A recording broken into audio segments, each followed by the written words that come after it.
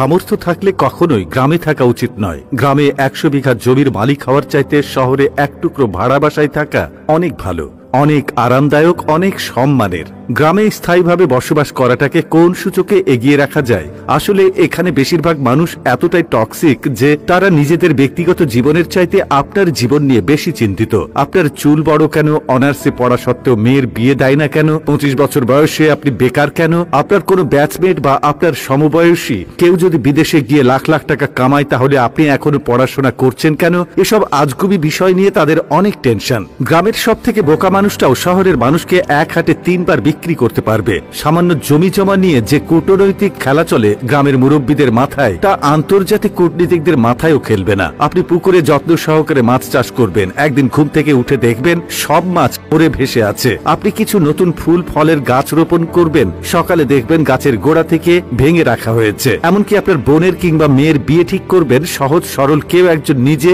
CNG ভাড়া করে যে বরপক্ষের কাছে দুর্নাম করে বিয়ে ভেঙে দেবে। মাঝে মধ্যে তারা এমন কিছু বিষয় নিয়েও চিন্তিত হয় যেসব বিষয় নিয়ে আপনার ফ্যামিলি মাথায় ঘামায় না। গ্রামের টক্সিসিটির আরো একটি বিরাট পার্ট হচ্ছে ঝগড়া। আপনি এমন কোনো বাড়ি খুঁজে পাবেন না যেখানে জায়গা জমি নিয়ে বিবাদ বা বিরোধ নেই। প্রত্যক্ষ এবং পরোক্ষভাবে এই ফ্যামিলি সেই ফ্যামিলি একজন আরেকজনের সাথে ঝগড়ায় লেগেই থাকে। 1 ইঞ্চি জায়গা জমি নিয়ে মামলা মোকদ্দমা, অশ্লীল ভাষায় গালি, মাথা ফাটি চলতেই থাকে হর হামেশাই। এইজন ওইজনের নামে গোপনে প্যাঁচ লাগিয়ে ঝগড়া বাঁধিয়ে দেওয়া, কাউকে পছন্দ না হলে তাকে নিয়ে গ্রামের জনে জনে কুৎসা রটনা করা, এমনকি বিবাহের প্রস্তাব আসলেও গোপনে প্যাঁচ লাগিয়ে দেওয়া যেন গ্রামের মানুষের নিত্যদিনের কাজ। গ্রামের বেশিরভাগ মানুষ এতটা অজ্ঞ যে তারা সফটওয়্যার ইঞ্জিনিয়ার বোঝে না, ইলেকট্রিক্যাল ইঞ্জিনিয়ার বোঝে না, এমনকি এমবিবিএস ডাক্তার মানেও তারা বোঝে না। তাদের কাছে সরকারি চাকরি মানেই পুলিশ হোক সে কনস্টেবল, আর্মি হোক সে সৈনিক, পিয়ন কিংবা প্রাইমারি স্কুলের শিক্ষক, এগুলোই তাদের কাছে সরকারি চাকরির মানদণ্ড। একজন নার্সকে তারা যেমন ভাবে ডাক্তার ভাবে, তেমনি ভাবেই একজন সরকারি মেডিকেল এমবিবিএস বা অন্যান্য ডাক্তারি ডিগ্রিধারীদেরকেও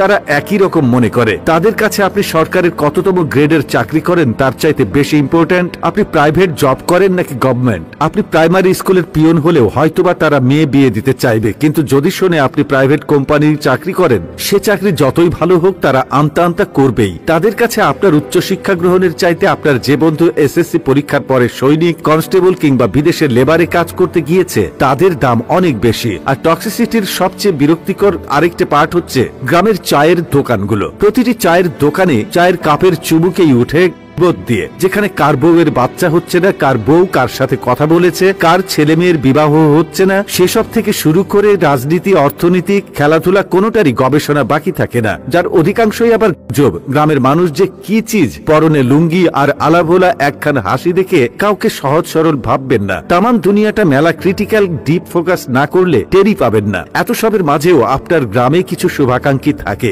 যারা আপনাকে বোঝার চেষ্টা করে, যারা অন্যের জীবন নিয়ে এতটা আগ্রহী বা উৎসাহী নয়। তারা মানে যে উচ্চশিক্ষা গ্রহণের চাইতে বিদেশ চলে যাওয়া কিংবা কোনো কাজে লেগে পড়া কখনো বেটার অপশন নয়। যারা কিনা চায়ের কাপে মিথ্যা ও গুজবের ধোঁয়া ওঠায় না, তাদেরকে স্যালুট। তারা আজীবন সম্মান প্রাপ্য। কথাগুলো বলার উদ্দেশ্য কাউকে তিক্ততার মধ্যে ফেলা বা কাউকে কষ্ট দেওয়া নয়। সবাই ভালো থাকবেন, ধন্যবাদ।